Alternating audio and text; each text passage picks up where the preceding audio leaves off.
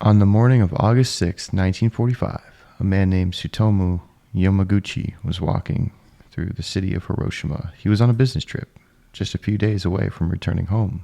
It was warm, the sun was out, the war had felt far away, even though Japan was on the brink of collapse.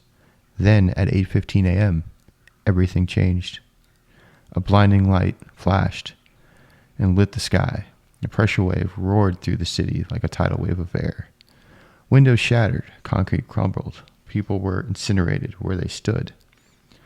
A mushroom cloud rose 10,000 feet into the air. The first atomic bomb had just detonated over Hiroshima, and Tsutomu Yamaguchi was standing less than 2 miles away from ground zero.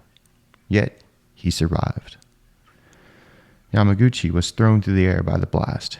His eardrums ruptured. The left side of his body was badly burned, but somehow he was alive. Dazed and disoriented, he crawled through the rubble, past bodies, flames, and buildings crushed into dust.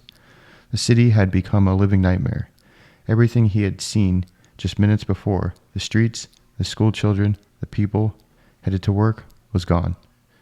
He spent the night in a shelter, his wounds untreated, breathing air laced with ash and radiation. And the next morning, despite his injuries, he boarded a train. Destination? His hometown, Nagasaki. Yes, that Nagasaki. Yamaguchi returned home on August 8th. Still bandaged, still in shock, he tried to explain to his boss what happened in Hiroshima, that a single bomb had destroyed an entire city. His manager reportedly accused him of exaggerating. "One bomb can't do all that," he said. Then on the morning of August 9th, 3 days after Hiroshima, Yamaguchi was once again at work. At 11:02 a.m., he stood in the office recounting the Hiroshima blast. Another blinding light filled the sky. Another pressure wave tore through the building. The second atomic bomb had just hit Nagasaki. Once again, Tsutomu Yamaguchi was nearly 2 miles away from the epicenter. And he survived. This time, his home was destroyed. His wife and baby daughter were inside when the bomb fell, but miraculously, they had left to find burn ointment for his injuries. They, too, survived. Yamaguchi was now one of the only people in human history to have experienced both atomic bombings and lived. In the aftermath, his burns worsened, his hair fell out, he ran a dangerously high fever but slowly had recovered. He was hospitalized for weeks, coughing blood and suffering from radiation sickness. He would live with chronic pain, vision problems, and internal injuries for the rest of his life. After the war ended, Japan fell under American occupation. Survivors of the bombings called Habakushi faced stigma and fear. Many were treated as contagious or cursed. Yamaguchi, like many others, remained silent about his story for years. He returned to work, raised a family, and tried to live a quiet life. But as the decades passed, a silence weighed on him.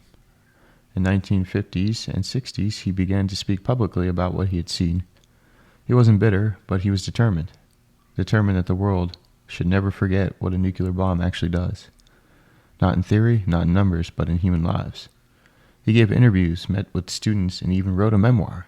In 2006, he appeared in a documentary calling the abolition of nuclear weapons. He once said that the reason I hate atomic bomb is because of what it does to the dignity of human beings. In 2009, the Japanese government officially recognized Tsutomu Yamaguchi as a double survivor. He was 93 years old. At the 2010, he passed away from stomach cancer. Some believe it was linked to the radiation exposure he endured 65 years earlier. Others say he had lived longer than anyone ever expected. Regardless, his legacy was already sealed. His story is often treated as a strange trivia fact. The man who survived 2 atomic bombs, but it's more than that. A story of survival, of trauma, of endurance, and one man's refusal to let the horror be forgotten. Think about this. In both cases, Yamaguchi was almost exactly 2 miles from the epicenter of each blast. If he had taken a different turn on the street or stood a few feet closer to the window, he might not have survived at all. But somehow, against all odds, he did. He's not remembered with monuments. You won't see his name in many history books, but he carried the burden of witnessing the world's most destructive force twice, and chose to use that experience not for hatred, but for peace. Tsutomu Yamaguchi's life is a reminder that history isn't just made by presidents and generals. Sometimes it's made by ordinary people who simply refuse to be erased. Thanks for watching this episode of The Brief Minute.